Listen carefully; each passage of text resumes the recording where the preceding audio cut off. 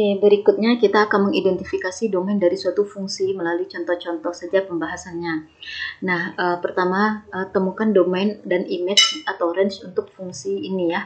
Y sama dengan fungsi H, di mana didefinisikan fungsinya itu adalah akar X tambah 5.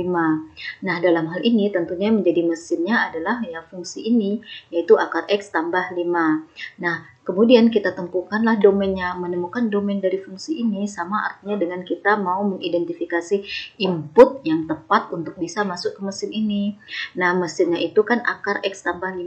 Kita tahu bahwa akar dari suatu bilangan itu bisa ada atau menghasilkan bilangan real jika yang mau kita akarkan ini adalah 0 atau bilangan-bilangan positif.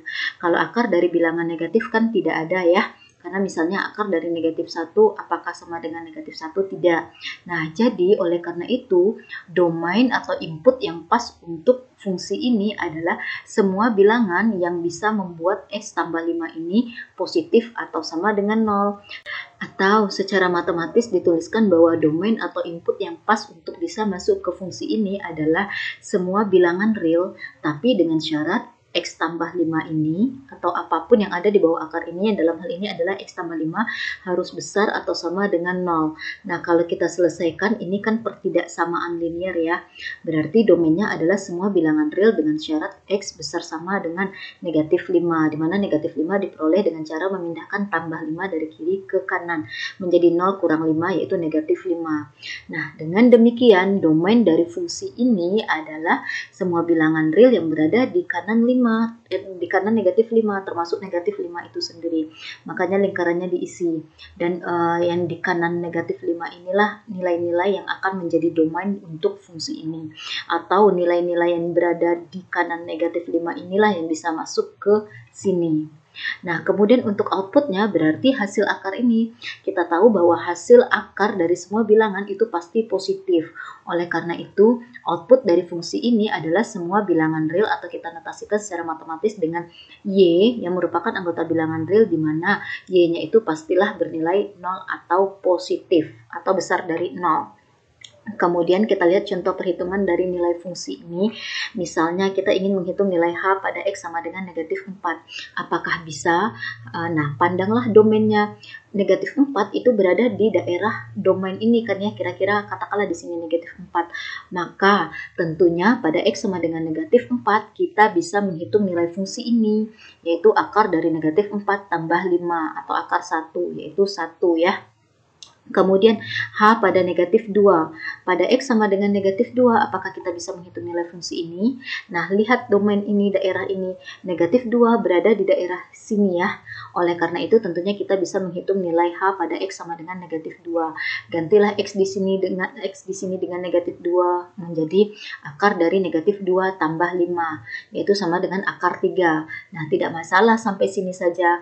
Toh akar 3 juga merupakan suatu bilangan real walaupun hasilnya bukan bilangan bulat. Dan ini termasuk kategori bilangan rasional ya, irasional. Kemudian nilai H pada negatif 9. Nah, negatif 9 berada di kawasan domain atau yang bukan domain. Di kiri negatif 5 tentunya kawasan yang bukan domain ya. Nah, negatif 9 itu kan berada di kiri negatif 5 atau berada di daerah yang bukan domain. Maka pastinya kita tidak bisa menghitung nilai fungsi pada X sama dengan negatif 9. Bisa dicek, ganti X di sini dengan negatif 9 menjadi akar dari negatif 9 tambah 5 atau menjadi akar negatif 4. Dan akar dari negatif 4 itu tidak ada dalam konteks bilangan real. Kemudian kita lihat contoh kedua, kita ingin menemukan domain dari fungsi ini. Jadi ekspresi inilah yang menjadi mesinnya. Oke, nah kita harus mengetahui domain dari fungsi ini atau mencari tahu input atau XX yang bisa masuk ke dalam sini. Nah, kalau kita lihat di pembilangnya adalah fungsi akar, sama seperti kasus pada contoh 1, tentunya angka di dalam akar ini harus bernilai 0 atau positif atau besar dari 0.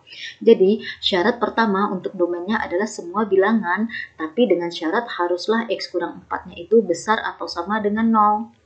Oke, kemudian syarat kedua, tentunya penyebut tidak boleh sama dengan 0, karena jika pembilang dibagi 0, maka tentunya hasilnya tak terdefinisi. Oleh karena itu, syarat kedua untuk menjadi domain atau input yang bisa masuk ke mesin ini adalah haruslah nilai X yang membuat 2X kurang 9 ini tidak sama dengan 0. Nah, kalau kita tuliskan secara matematis, domain dari fungsi M ini adalah semua bilangan real, tapi dengan syarat X kurang 4 harus besar sama dengan 0, dan 2X kurang 9 tidak boleh sama dengan 0. Nah, ini adalah pertidaksamaan linear, ini juga pertidaksamaan linear. Selesaikanlah, nanti akan kita peroleh dari sini X harus besar sama dengan 4, namun X tidak boleh sama dengan 9/2. Sebagai penyelesaian dari ini ya, dari penyelesaian dari pertidaksamaan ini adalah X yang tidak sama dengan 9/2. Nah, kemudian apa output atau luaran dari mesin ini? Nah, tentunya kalau yang di pembilang kan hasilnya pasti positif selalu ya. Namun yang penyebut boleh jadi positif, boleh jadi negatif. Oleh karena itu, positif bagi negatif, negatif. Positif bagi positif, positif. Nah, oleh karena itu, output dari fungsi ini atau range-nya atau image-nya itu adalah bisa kita katakan saja sembarang atau semua bilangan real. Artinya, semua bilangan real itu punya peluang untuk menjadi output dari fungsi ini.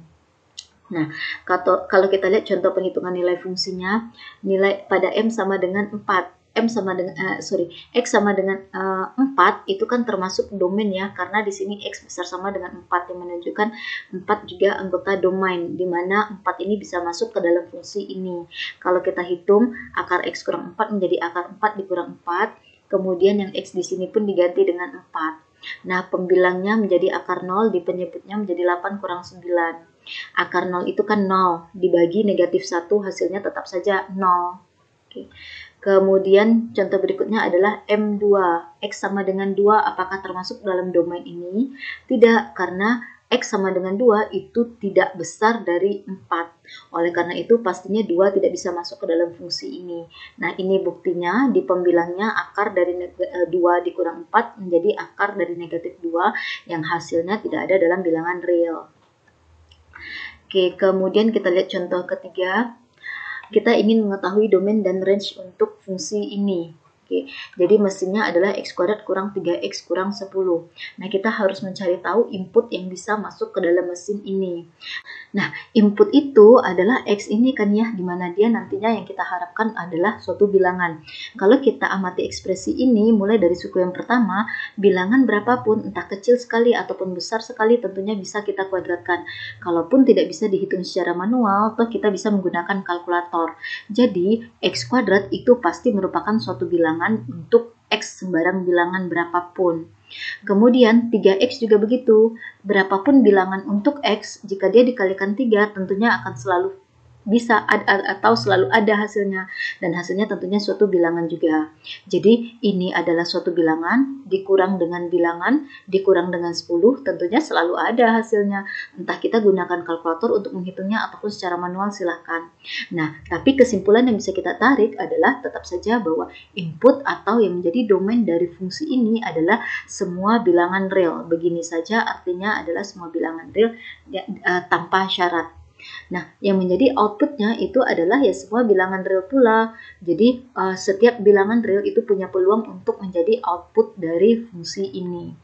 Nah, kita lihat salah satu contoh perhitungan nilai fungsinya. Misalnya, kita ingin menghitung nilai P pada X sama dengan 100. Ini dia. Maka gantilah X di sini dan di sini dengan 100, sehingga menjadi 100 kuadrat kurang 3 kali 100 dikurang 10. Nah, ini penjabarannya. Hasilnya nanti adalah 9690.